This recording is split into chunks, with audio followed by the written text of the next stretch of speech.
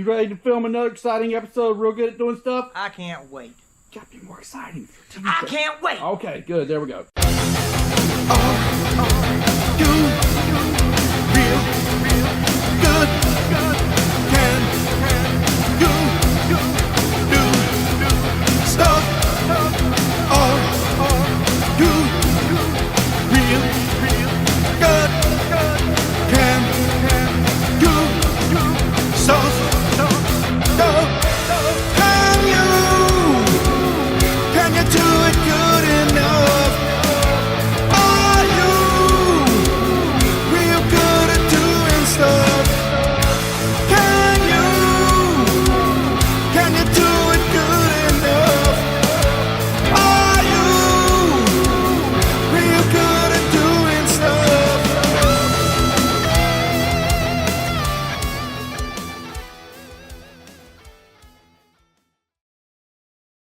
All right, Lyle, you ready to be on Real Good at Doing Stuff? This is my first time being a star on Real Good at Doing Stuff, and I'm real good at doing stuff like breaking shit. Well, there you go. All right, today we're going to answer, or try to answer, a question that we get asked all the time, and that is, how much power does this pile of junk make? And the answer to that question, we don't know. Do you know how much power it makes? I do. Enough to win a lot of races. Enough to win a lot of races. Yeah. That's all we know, and we never put it on the dyno because we got better shit to do. Like win races. Like win races. So today, I thought what we do is find out how much power it makes in two different situations. One is the average kind of tree side no prep race around here, call it regional style stuff, right? Which is kind of a certain amount of dome pressure, certain amount of horsepower. Well, let's see what it does. Let's see how much power we're making to win those races. And then the no prep king style stuff is worse on the starting line, better on the other end, so we use more power. Let's see how much power it makes in that situation. And the video is not gonna be how much power can BeerMoney make, but how much power does it make right now to win all these races. To win all these races. Yeah. So let's make some boost and just see what happens. We're gonna make 2 pulls and that's it. All right, so what I'm doing now is just entering dome pressure that I went back and looked at some runs from some kind of local races. I'm just putting the dome pressure out the back about like we have it there. So I'm just gonna put that in the flat line. We're gonna make a pull like that, and that should tell us about how much power to the tire we're making locally at your average no prep race. Give you some idea what kind of power you're going to need to run at the front in this type of racing. The dyno here is a Dyno Jet 248, the ultimate dyno ever invented, and it shows real honest numbers. So let's see what happens here in a minute. All right, Lyles Burnett, you ready to release the Eagles? I am ready to release the Freedom units. All right. This is a highly sophisticated cockpit, so don't get too close. It is very sophisticated. That is some wow. Wow. Yeah. I mean, you got this stuff everywhere. You can make stuff happen. I've got lights. Look at that. Okay. It's like disco in there. Right. Oh, it is. Especially when we win all these races. Right. All right, let's do it. I'm going to put this down here and watch the tires. The tires are probably going to explode, but they're going to explode in 1080p.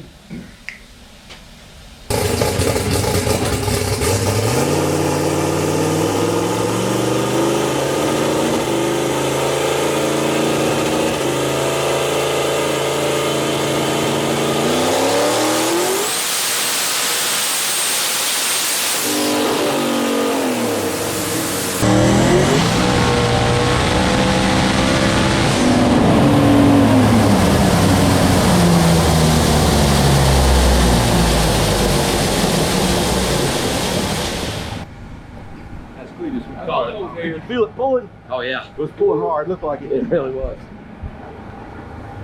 All right, so that shows a peak of 1,358.87 horsepower. Most of that is where it blows the wastegate over, and then it kind of hangs out at about 1,250 or so. So that's probably a pretty good representation of what we make around here at local tracks on your average race day out the back. We're going to pull up the data and just get some idea of what that is, and then we're going to add a few more drops of boost to this thing and see what that does. Okay, pulled up the data here now, and if you'll look here, hopefully you can see that.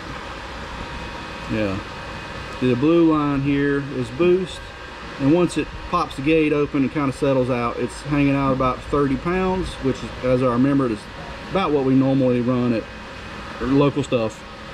And then we turned to 8,000 on that pass, and like I say,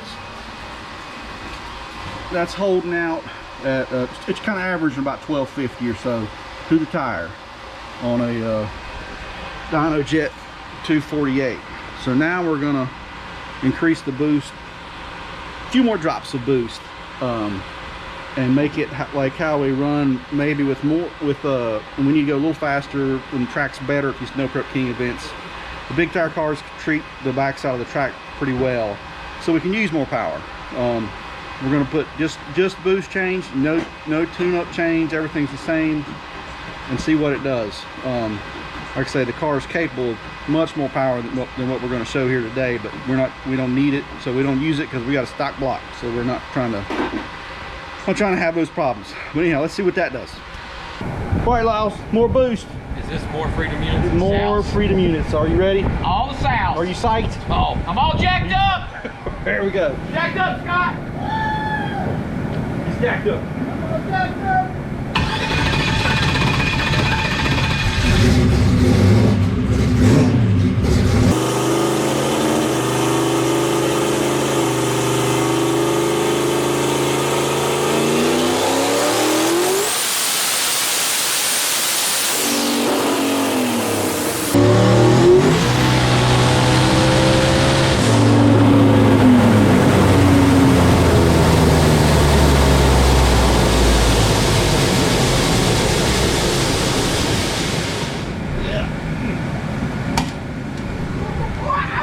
Pull it harder?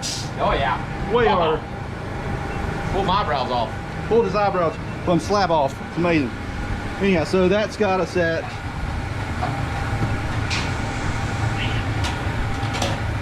I can't breathe. So we're averaging, let's say 1430, somewhere in there, all the way out. So another, 150, 200 horsepower with the flip of the switch.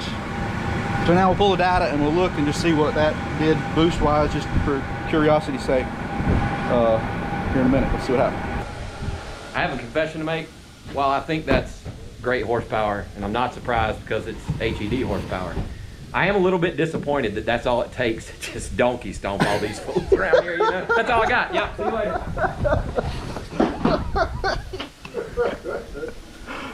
All right, so we've made another pull and we made more power.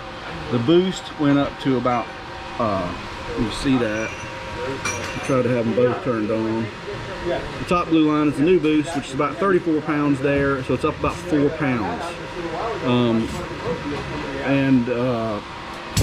That's probably pretty indicative of what we see at the track. We've actually seen maybe 37 or so a time or two, but that's with ram air and a shift occurring before, which changed things a little bit. But anyhow, that's a pretty good idea of the power. Look right here. Hopefully you can see this. Right here, we gained from, say, 1188 to 1357. Out here, it's more like 1263 to 1375. So, good solid 120 to 150 horsepower everywhere across the board from just a few more drops of freedom sauce. And I have, due to my extremely high IQ and the help of Jay, we figured out why that little bit of horsepower is so much better than our competitors. It's because our horses are a little bigger. Oh, we got Clydesdale. They're heavier on the hoof. Yeah, okay. Yep, taller, a little heavier on the hoof. Okay. That's it. Right, must be the difference. See you next time.